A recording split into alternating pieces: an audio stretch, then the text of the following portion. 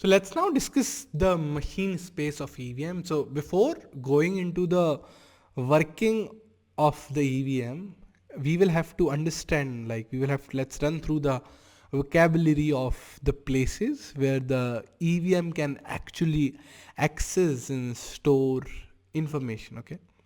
So as we discussed that EVM is a stack based machine, right? So there are no registers out there, right? There are no registers, and the Intel computers actually have registers, and EVM is like a CPU, right? It's like a CPU. Okay, you can stay that.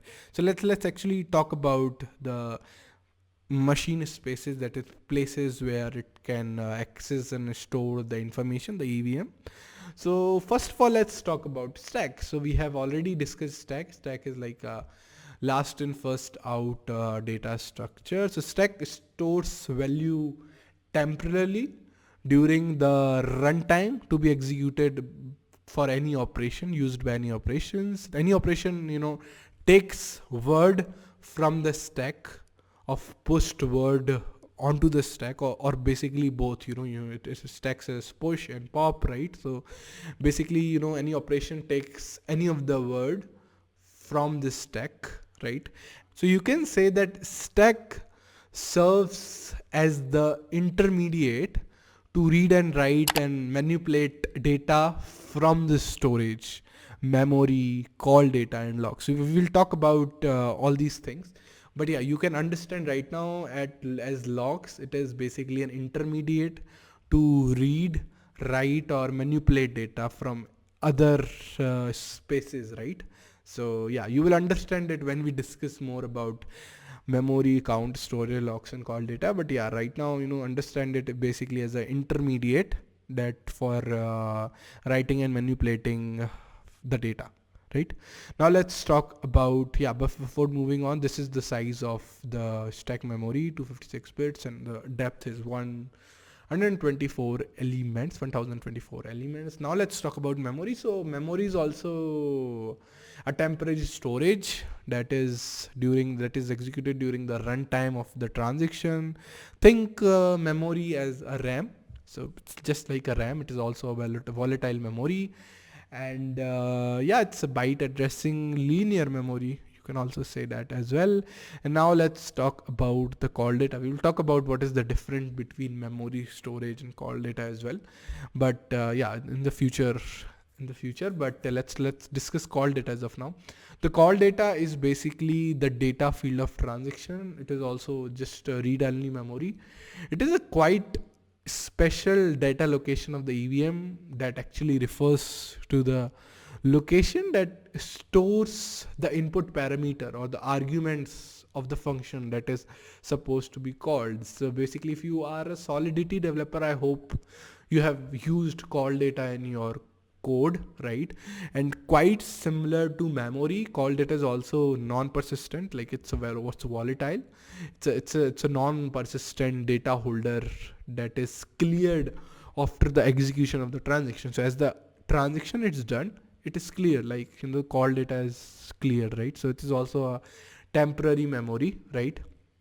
And it stores the input parameters of the arguments of the function that is supposed to be called. So when you call the function, like you use the call data string, the name, right? So you do that, right? So this is here what call data is. If you're not a Solidity developer, you haven't coded yet, so it's okay. But yeah, if you have used Solidity, I hope you are aware of what call data is.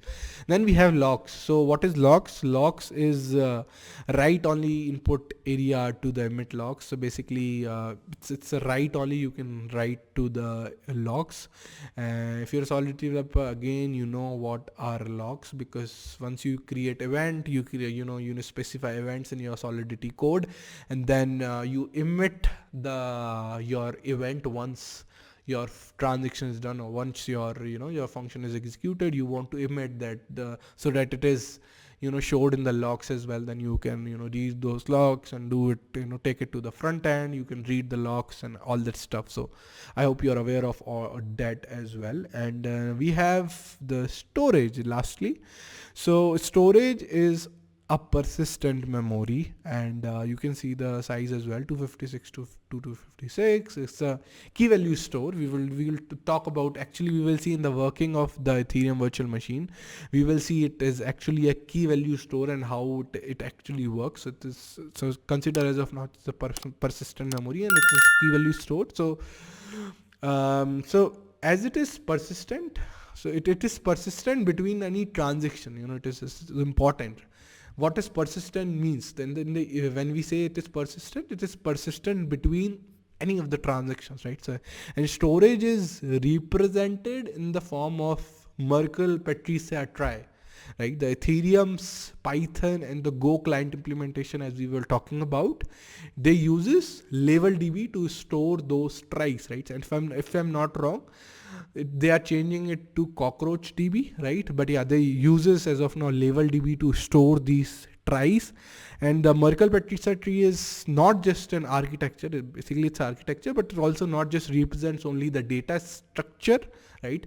But it is also, it is also a database schema, right? One thing to keep in mind is that blockchain itself only stores the blocks, including the hash of the state root in the header, right? State root of the header.